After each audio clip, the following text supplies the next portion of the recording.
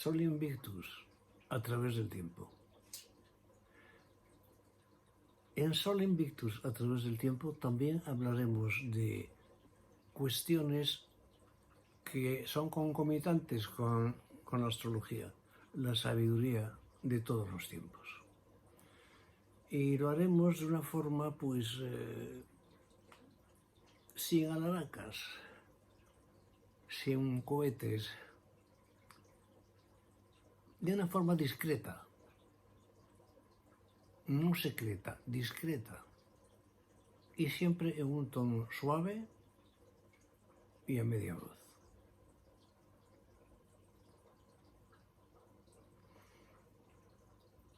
En este capítulo de astrología a través del tiempo,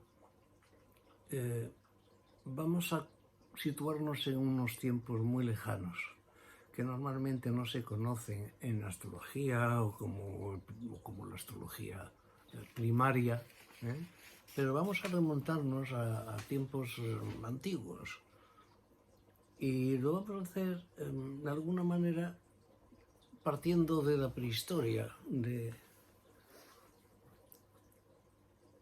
hombre antiguo, pero muy antiguo. Voy a empezar con una pregunta. Si ustedes tuvieran un caudal, algo importante que esconder y que no quisieran que los demás lo descubrieran, nunca, ¿dónde lo guardarían? Lo guardarían en una cueva, cavarían una fosa, lo tendrían en lo alto de una montaña, en un monasterio, en una zona oculta. Hago una pregunta. Esa pregunta se le hicieron los antiguos. Cuando digo antiguo es una palabra muy vaga porque el concepto cronológico del tiempo no es como ahora. Pero bueno, vamos a decir un tiempo remoto. Los sabios de la antigüedad sí encontraron un sitio inalcanzable. Un sitio donde no se puede robar nada ni destruir nada. Ese sitio es el cielo, el cielo. Lo sembraron de símbolos que parecen desordenados para nosotros, que no tienen sentido.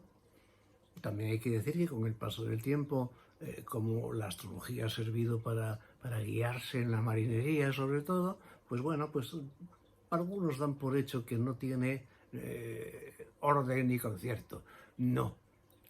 En el cielo están escritos todos los mitos, casi todos, los más importantes. Y en el cielo es indestructible. Es una cuestión que hoy quiero destacar. Es indestructible. No se puede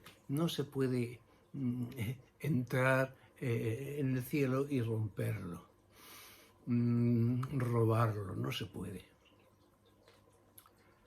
Bueno, pues entonces vamos a tratar de entender este proceso.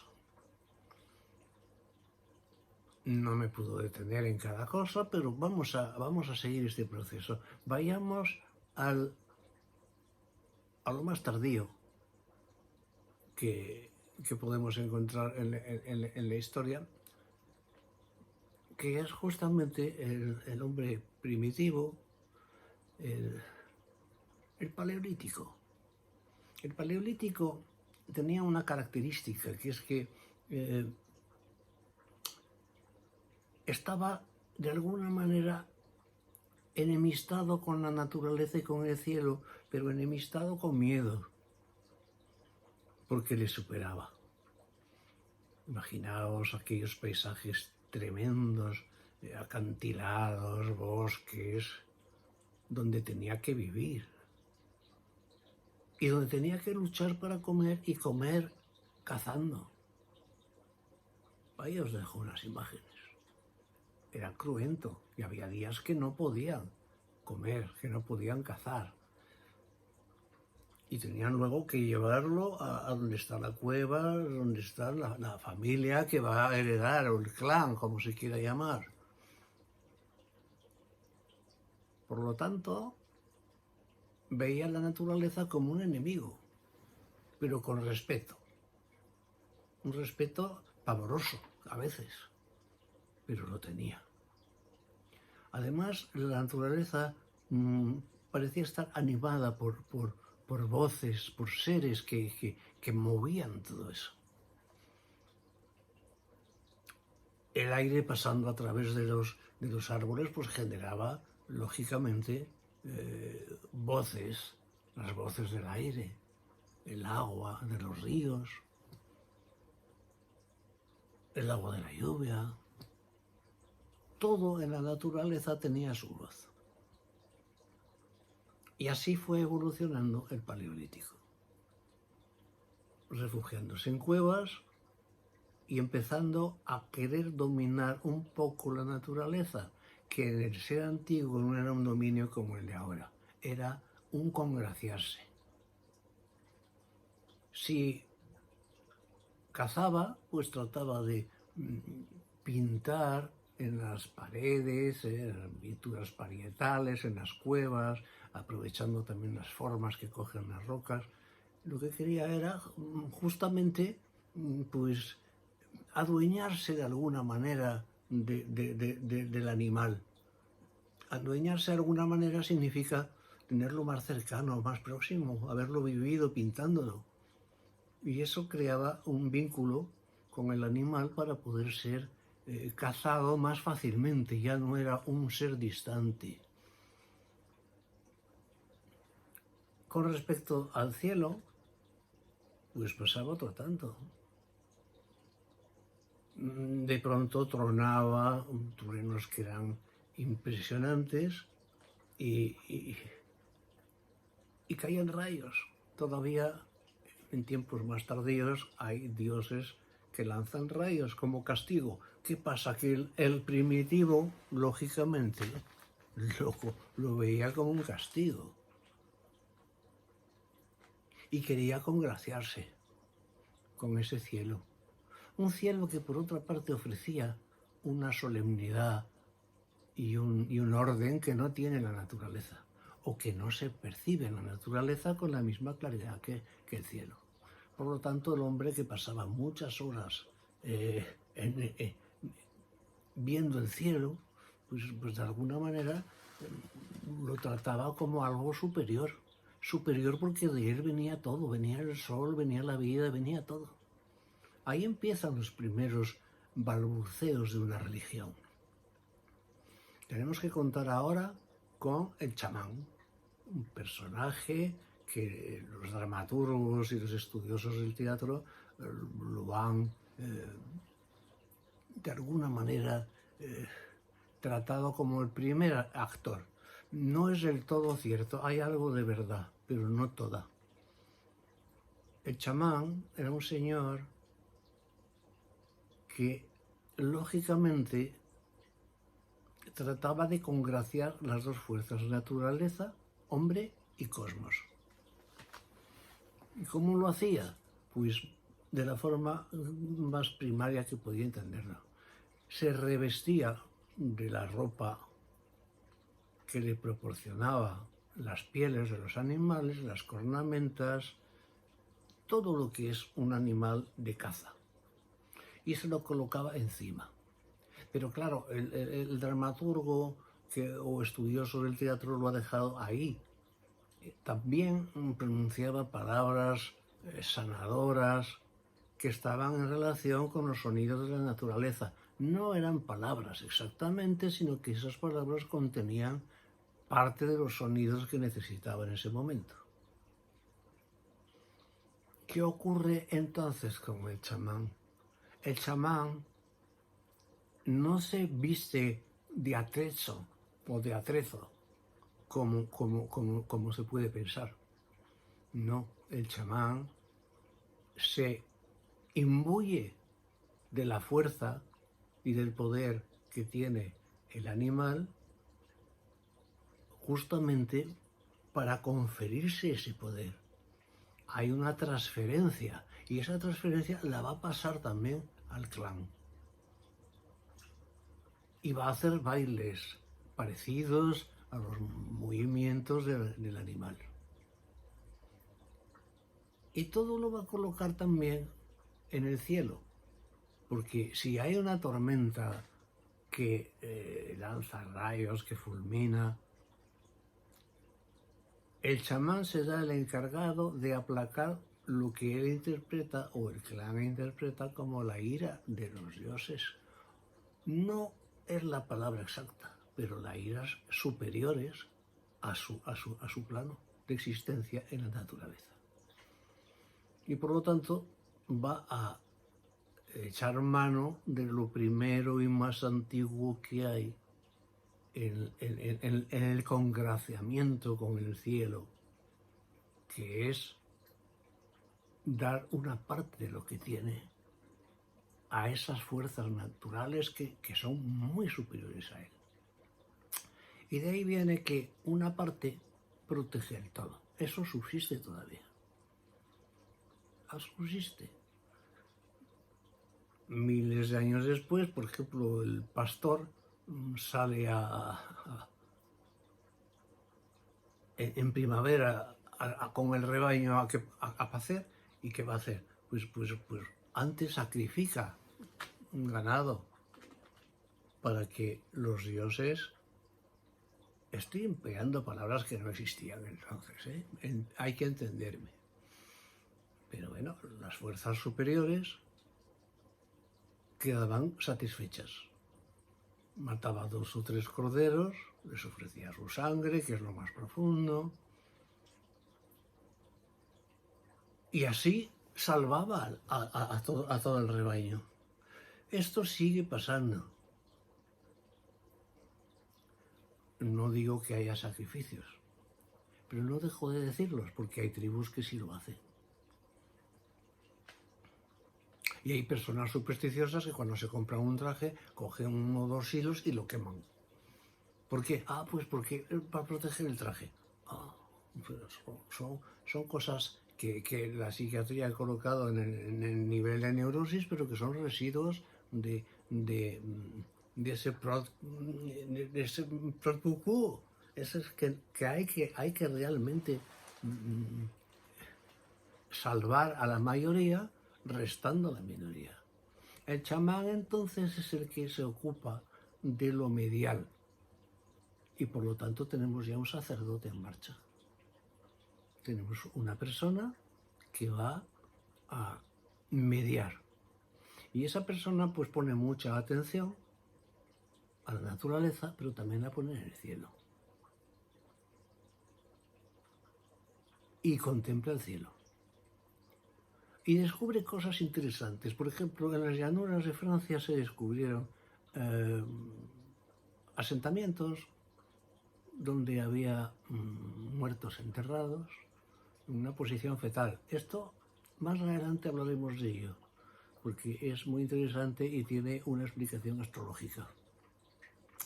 Y la cabeza estaba orientada hacia el norte. ¿Por qué hacia el norte? Mire, si cogemos un paraguas que es un medio círculo, lo giramos, el paraguas también gira, excepto la punta.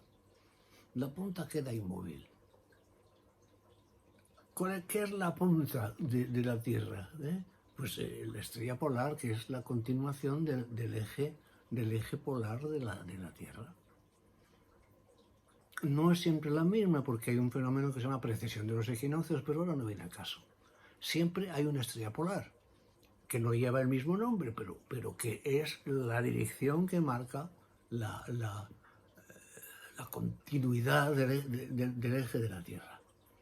Y la cabeza está enterrada en todos estos, iba a decir primitivos, yo no me atrevo, pero bueno, ancestros paleolíticos hacia el norte.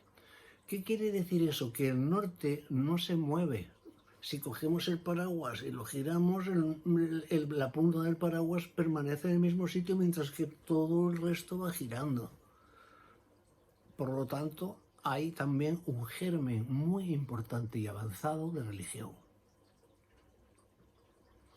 Es que hay un punto inmóvil donde va a dirigirse el muerto para que descanse en paz. Y luego está todo el movimiento de la vida que representa las estrellas girando de este a oeste. Y la franja zodiacal que van descubriendo, porque hay puntos en el espacio, o sea, estrellas que verían, pero que se mueven, muy lentamente, pero se mueven, algunas no tan lentamente. Cuerpos celestes, vamos a llamarlo para no tener problemas de nomenclatura. Cuerpos celestes. Y esos cuerpos celestes están vinculados luego con los calendarios, tendremos tiempo de verlo, y ahí empieza realmente una astrología más culta. Y también una trascendencia. Entonces, ya no estamos viendo a los paleolíticos como seres que desprovistos de religión. Hay muchos libros, o algunos libros, que dicen que no tenían religión, que no se ha descubierto. Pues mire, estos son indicios claros, que luego van evolucionando y irán formando la astrología, sobre todo en el Neolítico. Bueno, pues dicho esto, voy a dar un salto para explicar lo que quiero decir hoy. La Biblioteca de Alejandría. Alejandro Magno en sus conquistas lleva zoólogos, cartógrafos, botánicos, una pléyade de científicos, porque no olvidemos que su maestro era Aristóteles, que no ponía la atención como Platón en el sujeto